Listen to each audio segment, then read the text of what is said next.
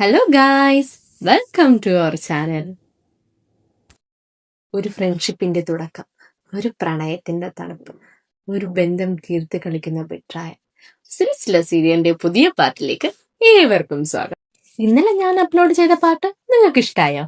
അത് കണ്ടിട്ടില്ലാത്തവർ നേരെ പോയി കണ്ടിട്ട് വരിക. അതിന്റെ ലിങ്ക് ഡിസ്ക്രിപ്ഷൻ ബോക്സിലും കമന്റ് ബോക്സിലും ഞാൻ പിൻ ചെയ്ത് കൊടുക്കുന്നതാണ്. അതിനു മുന്നേ നിങ്ങൾ എൻ്റെ ചാനൽ ആദ്യമായിട്ടാണ് കാണുന്നതെങ്കിൽ ലൈക്ക് ചെയ്യുക, ഷെയർ ചെയ്യുക, സബ്സ്ക്രൈബ് ചെയ്യുക, കൂടെ ആ ബെൽ ബട്ടണും കൂടെ അനേബിൾ ചെയ്ത് വിടണേ. എന്ന് നമുക്ക് നേരെ കഥയിലോട്ട് പോവാം. ഇന്നലത്തെ പാർട്ടിൽ നന്ദിനി അബോർഷൻ ചെയ്യാനെന്ന് കരുതി മൗലിയുടെ ഹോസ്പിറ്റലിലാണെന്ന് അറിയാതെ ആ ഹോസ്പിറ്റലിലേക്ക് വരുന്നു. റിസപ്ഷനിസ്റ്റ് ഡോക്ടറിനെ കണ്ടോളാൻ നന്ദിനിയോട് പറയുന്നു. നന്ദിനി നേരെ ഡോക്ടറിനെ കാണാൻ പോകുന്നു.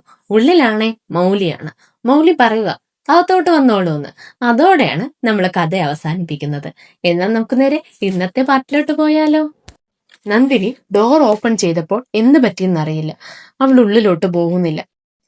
ഇനി ചെയ്യാൻ പോകുന്നത് തെറ്റാണോ എന്ന് വിചാരിച്ചുകൊണ്ടാണോ എന്നറിയില്ല, അവൾ ഉള്ളിലോട്ട് പോകുന്നില്ല. ഉടനെ തന്നെ പുറത്തോട്ട് ഓടിപ്പോകുന്നു. എന്നാൽ മൗലിക്ക് മനസ്സിലായി ആരോ വന്നിട്ട് പോയി എന്ന്. ഇനി അത് ചിലപ്പോൾ നന്ദിനി ആയിരിക്കുമോ എന്നും പറഞ്ഞ് അവളും വേഗത്തിൽ പുറത്തോട്ട് വന്നു. നോക്കുമ്പോ അവിടെ ആരെയും കാണുന്നില്ല. അതോടെ റിസപ്ഷനിൽ പോയി ചോദിക്കുക, ഇവിടെ ഇപ്പൊ ആരാ വന്നേ? അറിയില്ല മാം, അവര് ഡീറ്റെയിൽസ് ഒന്നും തന്നില്ല. മാമിനെ കാണണമെന്ന് പറഞ്ഞു. അതിനുശേഷം എന്തു പറ്റിയെന്ന് അറിയില്ല.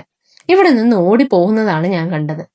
ഇത് കേട്ടതും മൗലിക്ക് ഒത്തിരി സങ്കടാവുന്നു. ആ സങ്കടത്തോടെ അവള് വീട്ടിലോട്ട് പോകുന്നു.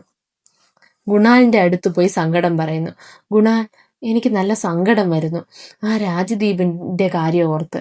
ആ രാജദീപ് നന്ദിനി എന്ത് ചെയ്യുമെന്ന് അറിയില്ല. നീ എത്രയും പെട്ടെന്ന് എനിക്ക് അവളെ കണ്ടുപിടിച്ചു തരണം പ്ലീസ് എന്നും പറഞ്ഞ് നല്ല ഫീലായി സംസാരിക്കുന്നു. നീ സങ്കടപ്പെടണ്ട, ഞാൻ നോക്കിക്കോളാം. നമുക്ക് സോഷ്യൽ മീഡിയ വഴി അവളോട് സംസാരിക്കാൻ പറ്റുമെന്ന് നോക്കാം. എന്നാ ഓക്കെ, അവൾക്ക് എന്നെ നന്നായിട്ട് അറിയാലോ. അതുകൊണ്ട് എന്റെ അക്കൗണ്ടിൽ നിന്ന് റിക്വസ്റ്റ് കൊടുക്കാം. എന്നാ ഓക്കെ, റിക്വസ്റ്റ് കൊടുക്കാമെന്ന് പറഞ്ഞ് രണ്ടുപേരും റിക്വസ്റ്റ് അക്സെപ്റ്റ് ചെയ്യുന്നുണ്ടോ എന്ന് നോക്കിയിരിക്കുന്നു. മൗലിയുടെ അക്കൗണ്ടിൽ നിന്നും റിക്വസ്റ്റ് പോയപ്പോൾ ആ രാജ്ദീപിന് ഡൗട്ട് വരുന്നു. ഈ മൗലി ഇത്ര വർഷങ്ങൾക്ക് ശേഷം എന്തിനിപ്പോ എന്നോട് സംസാരിക്കാൻ വരുന്നു? ഇതിലെന്തോ കുഴപ്പമുണ്ട് എന്നും പറഞ്ഞ് ആ റിക്വസ്റ്റ് അവൻ ഡിലീറ്റ് ചെയ്ത് വിടുന്നു.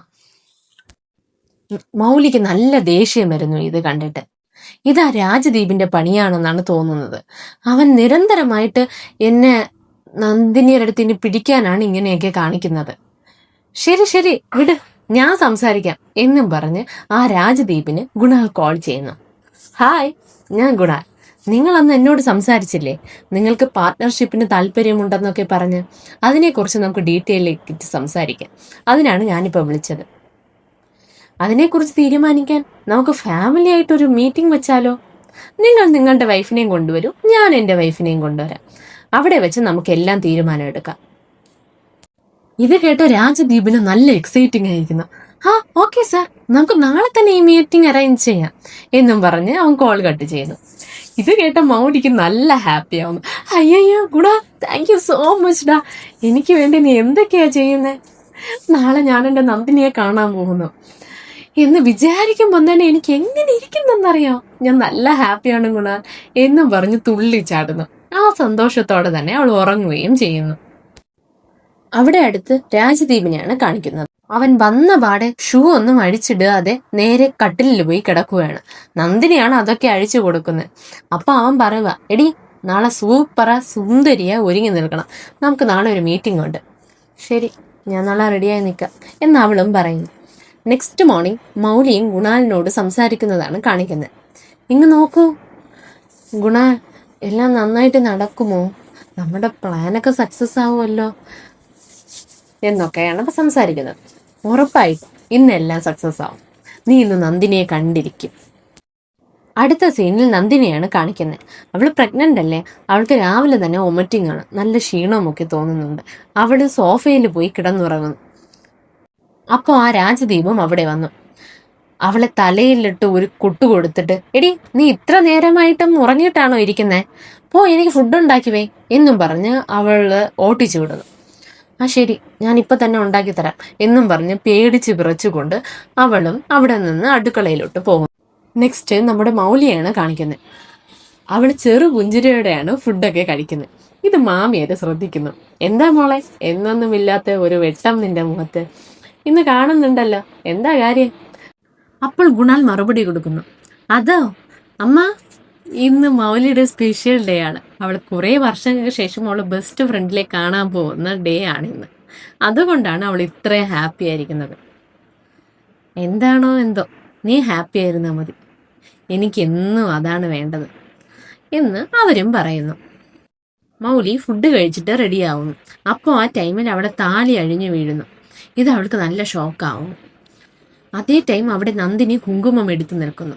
അപ്പോൾ സൈക്കോ അവളെ ബാക്കിൽ നിന്ന് വന്ന് മനഃപൂർവ്വം ആ കുങ്കുമം തട്ടി താഴെ ഇടുന്നു. ഒരേ സമയം ഇവിടെ നന്ദിനിയുടെയും മൗലിയുടെയും താലിയും കുങ്കുമവും താഴെ കിടക്കുന്നു. ഇത് രണ്ടുപേർക്കും നല്ല സങ്കടം ഉണ്ടാക്കുന്നു. അപ്പോൾ നന്ദിനി ആ കുങ്കുമത്തിനെ വാരിയെടുക്കാൻ നോക്കുന്നു. ഇത് രാജദീപിനെ നല്ല ദേഷ്യം ഉണ്ടാക്കുന്നു. എന്താടി ഇത്ര സുന്ദരിയാ റെഡിയായി നിൽക്കുമ്പോൾ ആണോ ഈ കുങ്കുമത്തിൻ്റെ കൈ കൊണ്ടെടുക്കുന്നേ? നിനക്കെന്താ ബോധമില്ലേ? നിന്റെ കൈയൊക്കെ ചീത്തയായി, വാ വന്ന് ക്ലീൻ ആക്ക് എന്നും പറഞ്ഞ് അവളെ വിളിച്ചുകൊണ്ട് പോകുന്നു. ഇവിടെ മൗലിയാണ് കാണിക്കുന്നത്. അവൾ സങ്കടത്തോടെ ഇരിക്കുമ്പോഴാണ് മാമിയാർ വരുന്നത്. എന്താന്ന് കാര്യം തിരക്കുകയും ചെയ്യുന്നു. അതമ്മ, എൻ്റെ താലി അഴിഞ്ഞു വീണു, എനിക്കെന്തോ ദുശകുനം പോലെ തോന്നുന്നു. ഏയ് മോളെ, അതൊന്നുമില്ല, നീ അങ്ങനെ ഒന്നും ചിന്തിക്കാതെ, എല്ലാം ശരിയായിട്ട് തന്നെ നടക്കും എന്നും പറഞ്ഞ് അവളെ സമാധാനപ്പെടുത്തി വിടുന്നു. ഇത് കേട്ടപ്പോൾ അവർക്കും ചെറിയ തോതിൽ സമാധാനമൊക്കെ വരുന്നു. ശരി, പോയിട്ട് വരാം എന്നും പറഞ്ഞ് അവൾ രാജദീപ് പറഞ്ഞ് ആ റെസ്റ്റോറൻറ്റിൽ പോകുന്നു. അവിടെ എത്തി ഗുണാലിനെ വിളിക്കുന്നു. ഗുണാൽ, നീ എവിടെ? എനിക്ക് പേടിയാവുന്നു. എനിക്കിത് ഒറ്റയ്ക്ക് മാനേജ് ചെയ്യാൻ പറ്റുമെന്ന് തോന്നുന്നില്ല. നീ പേടിക്കണ്ട മൗലി, ഞാൻ കുറച്ച് നേരത്തിനുള്ളിൽ അവിടെ വരും, നീ കുറച്ചു നേരം വെയിറ്റ് ചെയ്യും എന്നും പറഞ്ഞ് അവൻ ഫോൺ കട്ട് ചെയ്യുന്നു. അപ്പോൾ ആ രാജദീപും അവിടെ വരുന്നു. അവനെ കണ്ടതും മൗലിക്ക് നല്ല പേടിയാവുന്നു. അവൻ കാണാതെ ഇരിക്കാൻ വേണ്ടി അവൾ ഒരു ബുക്ക് എടുത്ത് ഫേസ് മറയ്ക്കുന്നു. അവൻ എന്തോ ഒരു ഡൗട്ട് തോന്നി. മൗലിയുടെ അടുത്തോട്ടിരിക്കാൻ പോകുമ്പോൾ അവൾ ഉടനെ തന്നെ അവിടെ നിന്ന് മാറി ഫ്രണ്ടിലോട്ട് പോകുന്നു. ആ സൈക്കോ ദൂരെ നിന്ന് അവളെ നോക്കിയിട്ടേ ഇരിക്കുന്നു. എന്നാൽ ഇത് മൗലിക്ക് നല്ല അൺകംഫർട്ടബിളായി ഇരിക്കുന്നു. അവൾ ഗുണാലിനെ വിളിക്കുന്നു. ഗുണാൽ, പെട്ടെന്ന് വാ, എനിക്കിവിടെ ഒറ്റയ്ക്കിരിക്കാൻ പറ്റുന്നില്ല എന്നും പറഞ്ഞുകൊണ്ടിരിക്കുമ്പോഴാണ് നന്ദിനി വരുന്നത് കണ്ണാടിയിൽ കൂടെ മൗലി കാണുന്നത്. അവളെ കണ്ട ഉടനെ മൗലിക്ക് കണ്ണൊക്കെ കലങ്ങുന്നു. ഇത്ര വർഷങ്ങൾക്ക് ശേഷം തൻ്റെ ഫ്രണ്ടിനെ കണ്ട സന്തോഷമാണ് അവളെ കണ്ണിൽ. ഉടനെ തന്നെ അവളെ ഹഗ് ചെയ്യാൻ വേണ്ടി എണീക്കുന്നു. അപ്പോഴാണ് അവളെ അടുത്ത് രാജദീപ് നിൽക്കുന്നത് അവളെ ശ്രദ്ധയിൽപ്പെടുന്നത്. ഉടനെ തന്നെ അവളെല്ലാം കൺട്രോൾ ചെയ്യുന്നു. ഗുണാലിന് ഫോൺ ചെയ്യുന്നു. ഗുണാൽ, ഞാൻ വർഷങ്ങൾക്ക് ശേഷം അവളെ കണ്ടു, എനിക്ക് സന്തോഷമായി ഗുണാൽ, എനിക്കൊന്നും സംസാരിക്കാൻ പറ്റുന്നില്ല എന്നൊക്കെ കരഞ്ഞുകൊണ്ട് പറയുന്നു. ഉടനെ തന്നെ ഗുണാലും അവിടെ വരുന്നു. ഞാൻ വന്നു മൗലി, നീ എന്തിനു സങ്കടപ്പെടണേ? ഞാൻ അപ്പോഴേ പറഞ്ഞില്ലേ നീ നന്ദിനിയോട് സംസാരിച്ചിരിക്കും, വാ നമുക്ക് പോവാം എന്നും പറഞ്ഞ് അവളെ കൂട്ടിക്കൊണ്ടു പോകുന്നു. ഇവിടെ നന്ദിനിയും രാജദീപും ഇരിക്കുകയാണ്. അപ്പോൾ രാജദീപ് കോൾ സംസാരിക്കാനുണ്ടെന്നും പറഞ്ഞ് അവിടെ നിന്ന് പോകുന്നു. അപ്പോൾ ആ സമയത്ത് അവിടെ ഒരു കൊച്ചുകുട്ടി കാർ വെച്ച് കളിച്ചിട്ടിരിക്കുന്നു. അതറിയാതെ സ്വിമ്മിംഗ് പൂളിൽ വീഴുന്നു. അതെടുക്ക ആ കുട്ടി നോക്കുന്നു. ഇത് കണ്ടപ്പോൾ നന്ദിനിക്ക് പേടിയാവുന്നു.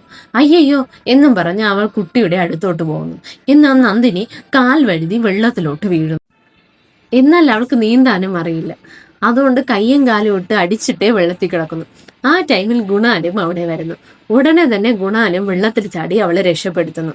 അങ്ങനെ അവളെ കെട്ടിപ്പിടിച്ച് തൂക്കിയെടുത്ത് ഒരു ഹീറോനെ പോലെ കൊണ്ടുവരുന്നു. ഇതൊക്കെ മൗലി കണ്ടുകൊണ്ട് വരുന്നു. ഉടനെ തന്നെ ഓടിപ്പോയി അവളെ കെട്ടിപ്പിടിച്ച് ഒരു തോർത്തെടുത്ത് അവളെ തോർത്തിക്കൊടുത്ത് വാ നന്ദിനി പോഹാം എന്നും പറഞ്ഞ് അവളെ കൂട്ടിക്കൊണ്ടു പോകുന്നു. ഇതൊക്കെ ദൂരെ നിന്ന് ആ രാജദീപം കാണുന്നു. അയ്യയ്യോ, ഞാൻ എന്ത് നടക്കല്ലെന്ന് വിചാരിച്ചു, അത് നടന്നു.